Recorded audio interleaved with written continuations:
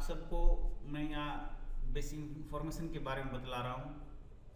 आप सब देख सकते हैं, ये आपके सामने एक चार्ट बना हुआ है। इसमें 12 घर हैं। ये पहला घर है, दूसरा घर है, तीसरा घर, चौथा घर, पाँचवा घर, छठा घर, सातवां घर, आठवां घर, नौवां घर, 10वां घर, 11वां घर और 12वां घर। जब आप देखते हैं कि इसमें 12 घर हैं और हमारे पास 12 ही राशियाँ होती हैं, मैंने यहाँ लिखा हुआ है, और इन 12 घरों में 12 राशियाँ बढ़ जाती हैं, यानी कि एक एक घर में एक एक राशि आ जाती है। और केवल हमारे पास ग्रह केवल 9 होते हैं। जब ये 9 ग्रह होते हैं तो ये 9 ग्रह कभी भी किसी भी रूप में कैसे भी एक घर में एक ग्रह भी बैठ सकता है, एक घर में 2 भी बैठ सकते हैं, 3 भी बैठ सकते हैं, कोई भी कहीं भी बैठ सकता है। पूरी खुली छूट होती है इनको अपने अनुसार बैठने की। तो एक पजल गेम बन जाता है, क्योंकि 12 घर, 12 राशियाँ और 9 ग्रह, तो बड़ा शानदार पजल गेम बनता है। और ये भाग्य का गेम है। इस भाग्य के गेम में जो हम देखते हैं कि हम सबको एक दूसरे का भाग्य अलग ही दिखाई देता है।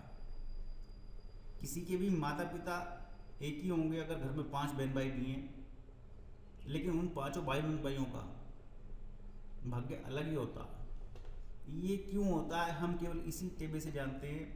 इन्हीं 9 ग्रहों से और 12 घरों से पृथ्वी के सारे कारक को के बारे में हमें पता लगता है।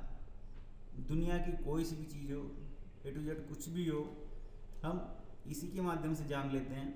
तो हमारा एक एक घर भी बहुत बड़ा वाइड एरिया, वाइड स्कोप अपने अंदर रखता है, बहुत सारी अपने अंदर रहस्यमय चीज़ों को छिपाए रखता है। और कई बार ये घर अपने स्थान से बदल जाते हैं।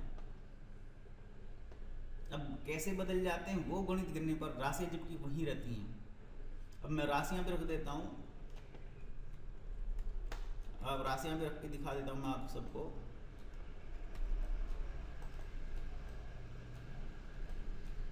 अब जैसे मैंने ऊपर घर बता दिए, हमारे पास 12 राशियाँ होती हैं।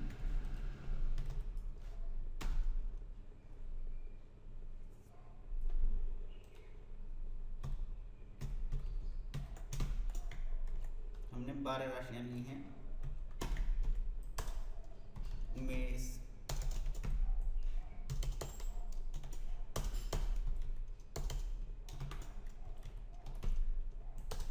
वृश्चिक, मेष, यहाँ लिखने में सही नहीं आ रहा, मैं यहाँ लिख देता हूँ। मेष, वृषभ, मिथुन, कर्क, सिंह, कन्या, तुला, वृश्चिक, धनु, मकर, कुंभ, मीन।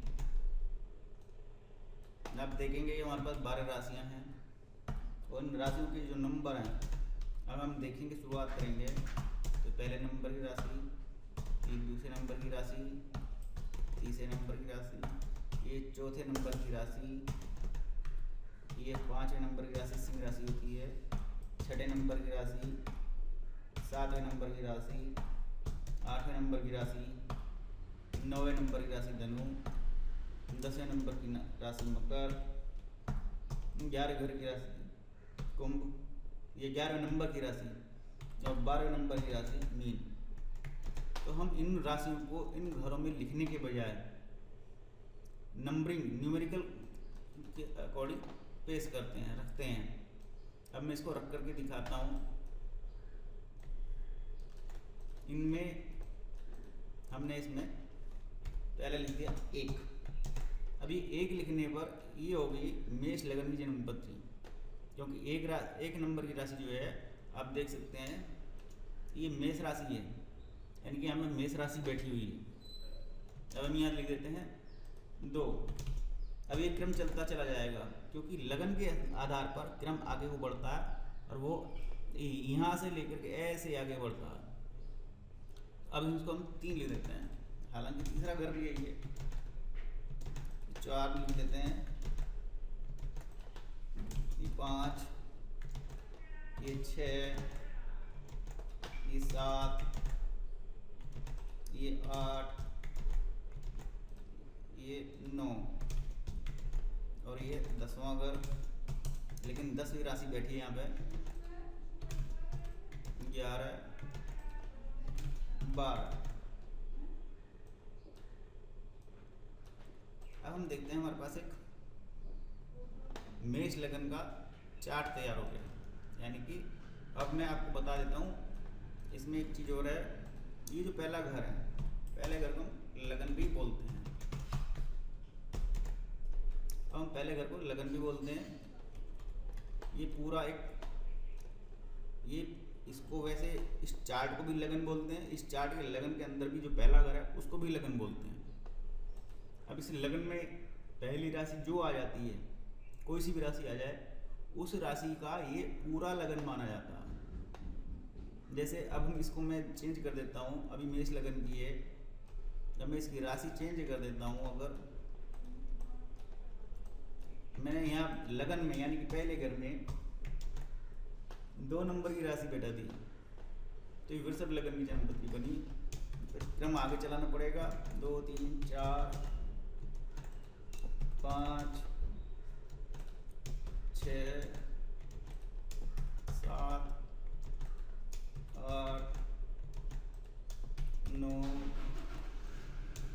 10, 11, 12 और 1। आप देख रहे हैं वृषभ लगन की जन्मपत्री में मेष राशि 12 घर में आ गई है। अब मैं इसको यहाँ लिख भी देता हूँ।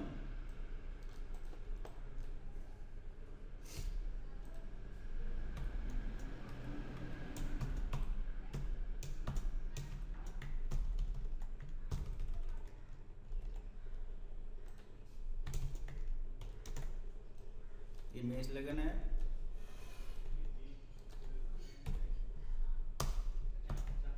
ये वृषभ लगन है।